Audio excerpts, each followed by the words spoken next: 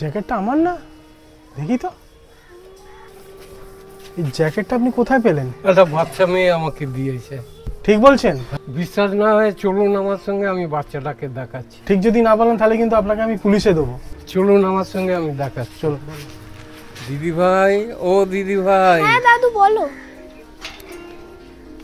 এই দিদি ভাই আমাকে জ্যাকেটটা দিয়েছে। কি রে মা, তুই জ্যাকেটটা দিয়েছিস? হ্যাঁ বাবা, এই জ্যাকেটটা আমি দাদুটাকে দিয়েছি।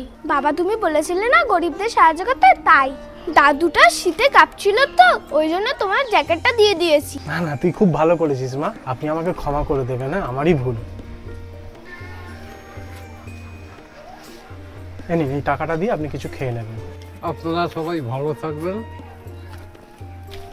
বাহ মা, তুই খুব ভালো কাজ করেছিস মা, তুই আমার মুখ উজ্জ্বল করবি। আমরা আমাদের সন্তানকে শুধু পুঁথিগত শিক্ষাই নয়, তাদের সামাজিক শিক্ষাটাও দিতে হবে। আর বন্ধুরা, ভিডিওটা ভালো লাগলে অবশ্যই লাইক, শেয়ার আর সাবস্ক্রাইব করে দাও।